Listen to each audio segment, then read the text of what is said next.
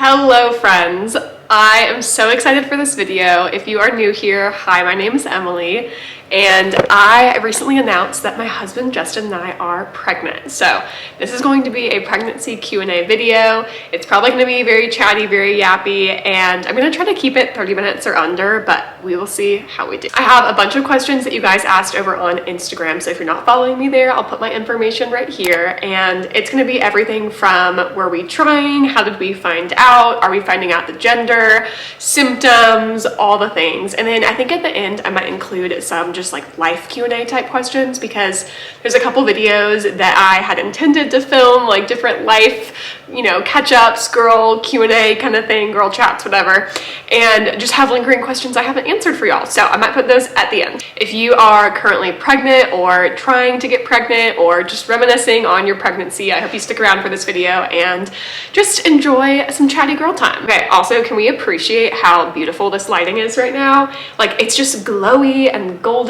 We live near Golden, Colorado, outside of Denver, and the sun's about to set at 5 o'clock. It's like 4:30 right now, so I'm trying to get this done before sunset, and then I really want to go outside and take some cute pictures in this jacket, which is from Newly, and I have to return it tomorrow, I think, and then get my new, pick up my new order for February. So anyways, we're trying to get this in real quick, so let's jump into the question. Okay, first question, which a couple people alluded to in their Instagram questions, is were we trying? And this question is actually the one I've been both most excited to answer and most nervous, and it's one I've spent a lot of time praying about just in preparation to answer ever since we found out that we were pregnant about a little over 2 months ago. And the answer is no, we were not trying to conceive. Justin and I got married, if you're new here, you might not know this, back in December 31st, 2023. We met exactly a year prior at the end of 2022, had a whirlwind dating engagement adventure where we got married exactly a year later. And we have been married for over a year now, but we got pregnant after we'd been married for about 10 months. Yeah, that's the right math. And honestly, it was a complete shock. So we had been thinking that we would try to conceive, start trying, about a year after we actually got pregnant. So we got pregnant at the end of October. I found out early November, and then now I'm 14 weeks, so second trimester. And we had just kind of arbitrarily said, oh, let's wait until Emily's been at her job for a year. So I started my first nurse practitioner job at the beginning of October of this past year. It's still so weird to me, y'all, to transition from 2025 to 2024. No.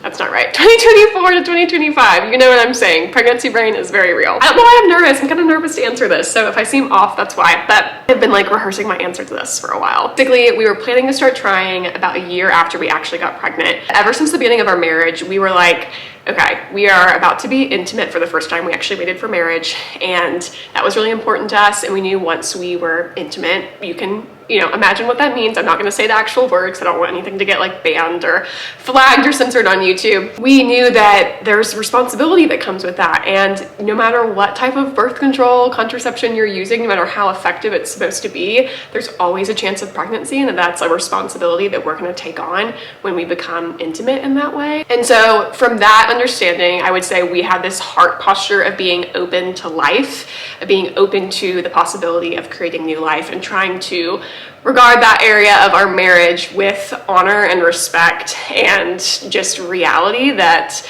even if we're doing all the things to prevent and to wait and all of that, pregnancy is always a possibility, and it's also always a gift, and to really just think about it in that way. And so that being said, we're not trying, but we were always, open to it in terms of if it were to happen, it would be a good thing. We would be happy and excited and grateful and all of that. But I feel like, honestly, in our first year, we kind of fell into what I call the contraceptive mentality. This is a term that I have heard. It's not my own original thought. And I was telling a friend about this yesterday when we were catching up. And it's this idea that you can kind of so easily fall into trusting different types of birth control almost too much, where you kind of forget that intimacy is literally designed for procreation, and of course it's designed for pleasure and unity and all of those things. There's many purposes for it, but at the end of the day, it's how we reproduce as a species. Sorry, this is getting real deep, but I've thought about this a lot, and I'm going to answer this really comprehensively. And I think even for us, we're using natural family planning. I'll go into that a little bit more. even using more natural methods to prevent pregnancy, it's still easy to fall into this contraceptive mentality when you kind of just trust this method more than God. And we definitely fell into that. I had a lot of pride around our method of natural family planning. I'm a women's health NP. I literally teach natural family planning to my patients. Like, I've done all these trainings. I know it upside down, inside out. And I also know that we were following it perfectly.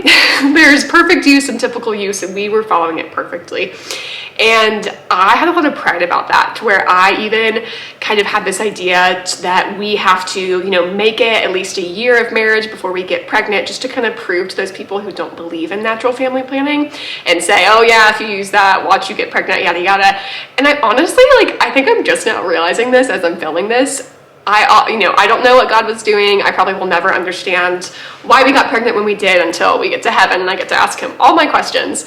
But I wonder how much of it was him kind of teaching me, hey, you're not in control. I'm the one in control. Even if you're doing everything perfectly to have a baby on your own timeline, I decide when new life is created, and you need to work on your pride. Maybe in a gentler way than that, but I really had a lot of pride about it. And so I feel like that is a huge, huge lesson that I'm learning. So we were following natural family planning, which I can get into in separate videos. I've talked about it before. Go watch my girl chat Q&A from the fall. I think I talk about it more there. But there's different ways to approach natural family planning, where you either are abstinent during your fertile window or you use like barrier methods or protection. And we did barrier methods. I'm not going to get into like details or say certain words because my family and Justin's family watch this. So hello, if this makes you all uncomfortable, please skip over this question. We've done that ever since we got married. That's just what we decided to do. And natural family planning really relies on you accurately identifying your fertile window. And we've done literally all the things. Like, I know the exact day that I ovulate, all of it. We're very, very careful. And we did nothing different. Every single month we've been married, we've done the exact same thing, and somehow in October we got pregnant. We don't really understand how we conceived, to be honest. I've talked about it with all of my medical friends, my like women's health friends who are also Christians, which is amazing, and we actually don't have any explanation for it. My best explanation is that God just made it happen. So that's probably more detail than you ever wanted to know about this, but I feel like our story is unique in that way, and being a medical provider, I feel the need to like explain it a little bit more, so hopefully that wasn't too TMI. But yes, that is how we conceived. We actually don't really understand what happened, but it happened, and it has been the biggest spiritual, emotional journey of the past couple months for both of us. I feel like the biggest thing I've learned is that things are not in your control. Like, your life isn't, and that feels scary, but it's so good because it's in God's hands. And it has been such a funny reminder that, wow, even though I think I have control over my body and my health and all these things, and those are good things to pursue, right? Maybe not control, but like just taking agency and ownership of your health. And I'm not saying to go out there and be like reckless with how you make decisions about intimacy, but at the end of the day, like, we can do all the things we can, whether you're taking the pill, natural family planning, IUD, whatever you do, and there's always a chance. My mom actually got pregnant with me while she was on the birth control pill, and so when we told my family in November, she was like, Emily, this is just our family story. You know, this is what happens. I guess we're just super fertile, and I'm not surprised. So going off of that, I got a question from someone I actually know in real life. So hello, if you're watching this, asking kind of how to prepare for oops babies, or like accidental babies. And I think she meant kind of how to prepare for that possibility, like prepare financially, spiritually, all of that, because this particular person is saying she's going off birth control and going to use natural methods. And so I want to just clarify that I do not view our child as an accident or an oops baby or anything like that. I very much see this as an unexpected pregnancy, not necessarily an unplanned pregnancy, because even though it was unplanned to us, it was not unplanned to God. And I've reflected a lot on that language lately. And what I unfortunately can't tell this friend is that we, spent all this time preparing and doing financial planning and praying about, having a baby. We didn't. We always knew that we wanted to have kids, and we knew we wanted them on the earlier side in their marriage, but we didn't think it would be getting pregnant in the first year. And so what I would just encourage this person and anyone else who's in a similar position or hears our story and is like, oh my goodness, like, I'm so scared to have an unexpected pregnancy, yada yada, it's gonna be okay. It is gonna be okay. trust the Lord with his timing. I would just encourage you to not necessarily pray that you don't get pregnant or anything, but pray for just his guidance and for his will to be done, and for him to reveal to you, when is the right time for you to start a family, and just to give you wisdom and peace about that. I feel like I really fought our news when I found out. I was so shocked, and I was honestly angry at God because I was still holding on to my timeline. I was like, this isn't supposed to happen. We're supposed to get pregnant next year. Again, that pride about what would people think, knowing that we do natural family planning. Am I going to be judged, misunderstood? And you know what? It has been such a good lesson. Like, I still have a little bit of that. I mean, I told you I was nervous to answering this question, but I have so much more confidence in just being able to say, hey, this is our story, and God's the one who's in charge of it, not us, and you can think what you want, and that's okay. I don't control what you think, and there's so much peace and freedom in that. And so back to that question, I would just really focus on the spiritual aspect of coming off of birth control and recognizing that even when you are on birth control, like whatever you do, whether it's natural or hormonal, there's always that possibility. And that's not to scare you, but that's just to give you like a reality check of, being intimate in that way. There's never a time that you can be like, oh, 100%, this is not going to happen. And so I just never need to think about the responsibility that comes with that kind of intimacy. I'm super passionate about all of this. I could talk about it forever. If y'all have any other questions or stories or things, feel free to comment down below, message me, all of that. But yes, short version, answer to that question is focus on the spiritual preparation. Recognize that it can happen at any point. That's not to scare you, but just to encourage you. And also to honestly be excited that this is not in our control, and there's so much that you can do to prepare or prevent. Hey, I literally work in fertility. I spend 40 hours a week trying to help women conceive, and I got pregnant unexpectedly. And so it has been a very weird juxtaposition, if you will. Obviously, having emergency savings accounts, investments, all of that, I'm thankful we're in a good enough spot financially to not be like freaking out about having a kid. We're definitely feeling some financial strain and a little bit of stress with deciding if we want to get a house or stay in our apartment, and just kind of reworking the budget with some job uncertainty, all of that. But I firmly believe, honestly, that if God ordained this life and brought this little life into our lives, that he's going to provide. So yes, that is my answer to that. Also, how could I forget? Just practically, medically speaking, when you're coming off the pill and you're wanting to use natural birth control, hello, I'm your girl. Find a trainer, a teacher in your preferred method of natural family planning. Do your research. There's symptothermal, symptohormonal. You can do Mira or Anita to track your hormones. Just make sure you learn an actual method of NFP and don't just rely on like Flow or some random app to tell you when you ovulate, because that's based on past data of your cycle and not current data. That's one of my biggest pet peeves. Like, even if you've used Flow for 10 years, yeah, it actually might be pretty accurate at predicting when you ovulate, but do not rely on that for contraception. You need to be tracking your ovulatory signs in this cycle, like cycle by cycle, not based on past data. So do that, look into it, DM me if you need any suggestions. Okay, Justin just walked in right as I finished answering that awkward question. So, hello, Justin. Hello. Okay, so a more low-key question. Someone asked, when do you find out the gender? And we do not know yet. We are going to find out the gender. We don't know when. I am still figuring out all of that. So Justin and I need to decide when we want to do genetic testing, because you can either find out with genetic testing or doing like an over-the-counter sneak peek that just looks at gender, because traditional genetic testing tests for different trisomies and other genetic abnormalities with fetal sex or gender. Or you can wait until your anatomy scan, but ours is at the end of February when I'm 20 weeks. This is such a silly thing, but it's after our Disney trip. We're going, I think, the 3rd week of February, and I really want to know if we're having a boy or girl before we go to Disney, so I can get princess or prince things. I'm not gonna go crazy, but obviously I'm not gonna get like a Cinderella thing for our son. So I think we're gonna find out end of January or early February. I just need to get the blood drawn, and then I believe the results take about a week to come back. I'm really thankful because I can just get it drawn at work, because we have a wonderful medical lead who draws all my blood.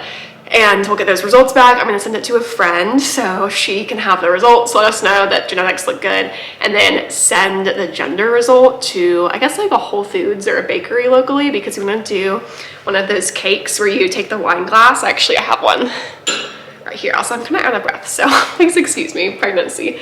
And you get the cake and you take the wine glass and you just dip it into, not dip it, whatever, punch it into the cake and you pull it out and you see if it's pink or blue. Okay, let's see what other questions we have. Some of you guys said, not a question, but saw your ultrasound on your fridge in your vlog before you covered it up. This person is very, very sharp. I think I said on Instagram that y'all are very sharp. Those of you who watch the vlogs all the way through and watch very closely. When I listen to other people's vlogs, I don't often actually watch them. I just listen to them like a podcast, especially if it's one like this that's just really chatty. But I was very impressed to get many messages where people said, another one, you mentioned in a fall vlog that it would be a while. Was that to throw us off? LOL. Hopefully you now know from answering that first question of the video that no, it was not to throw you off at all. I just did not think I was pregnant and thought it would indeed be a while. So that's the answer to that one. One more thing with gender that I meant to mention is I'm convinced we're having a boy and Justin's convinced we're having a girl. So we don't have much of anything to base that on. It's just a gut feeling that we each have separately. And I'm thinking it'd be kind of fun to do an old wives' tale testing type video. I know those are really popular for people who are pregnant and documenting their journeys. So I think that would be fun. From the old wives' tales I've looked up, it's pretty 50-50. I think if you're more nauseous, people say you're having a girl. I could be so wrong. But I know people usually say if you're craving sweet things, you're having a girl, salty boy. I've definitely been craving way more salty things, so who knows? Oh, this would be fun. If you have a gender prediction for us, leave it in the comments down below. If you think we're having a boy, comment boy, or I think you're having a boy, and same thing for girl. And we will see. My friend asked, when did you know? Like, was it a symptom or Mira or something else? This is a good friend of mine that I just talked to this week. And I actually answered this briefly on Instagram, but I'll go into it more for you guys because y'all are the real ones. So I had suspicions, like very, very light suspicions when I was waiting for my period to come. So Mira is this urinary hormone monitor that I've talked about a lot. I'm actually gonna reach out to them soon and ask if I can do a partnership with them because I feel like that would be an awesome collaboration.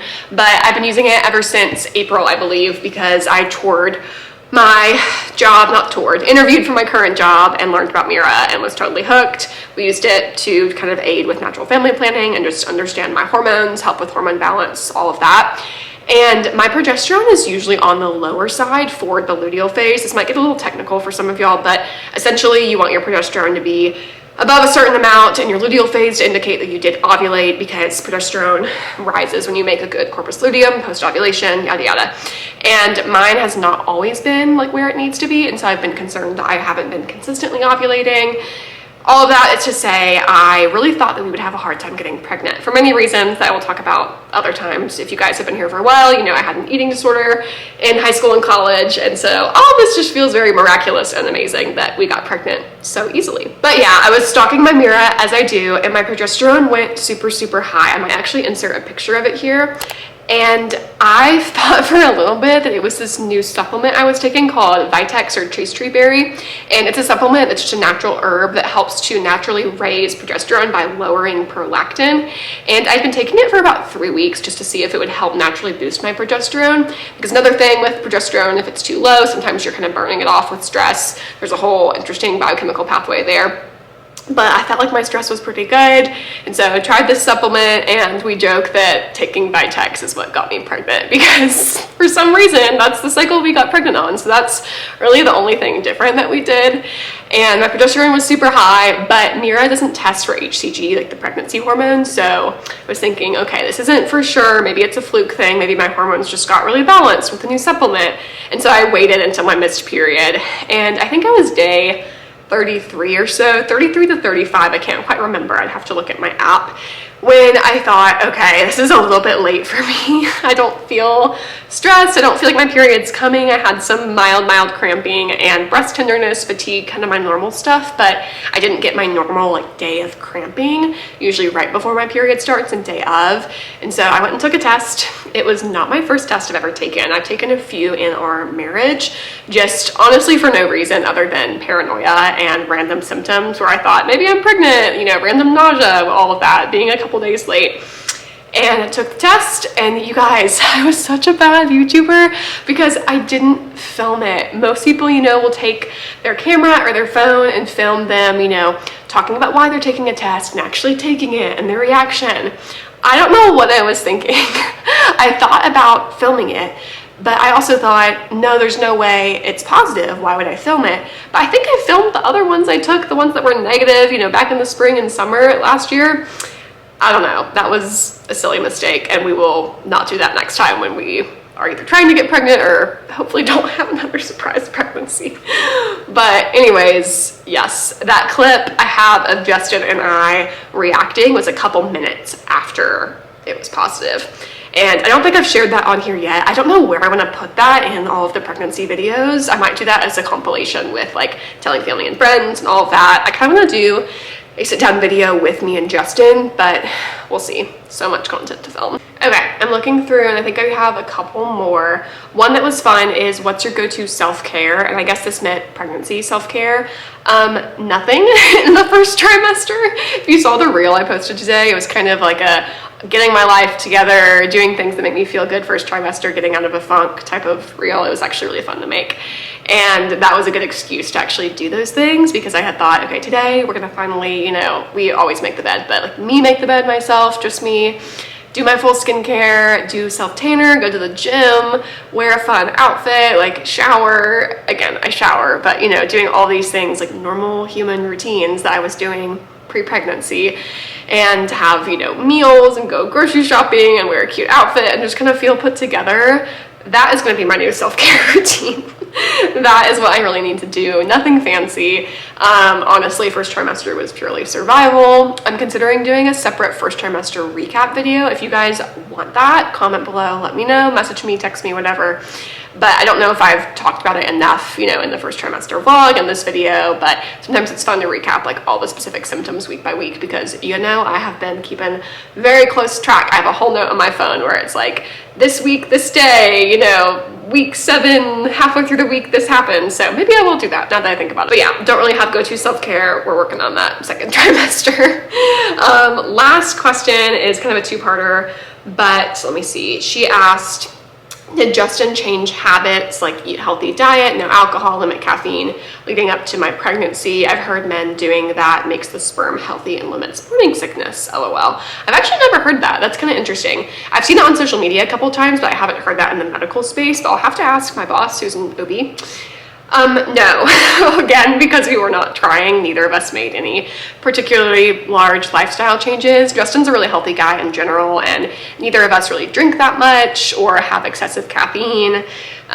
He's big into exercising and eating well and is just like a very normal, healthy guy. Like he's not obsessive about anything, so he didn't make any big changes. But the funny thing that's kind of related to this question is because I work at a fertility clinic, I'm always learning all these new like holistic things and different tests and fun things to try. And we use a lot of glucose monitors, like the continuous glucose monitors for our patients for just, you know, 2 or so weeks, just to have them track their blood sugar, keep a food diary, and just see what their blood sugar is doing and what foods are spiking them and just how to have better, honestly, hormone balance. I know that's such a trendy word, but it is such a thing, and better control their blood sugar to help their hormones. So we do a lot of that, and I've been really wanting to try it and to have Justin try it with me because you can get a free trial.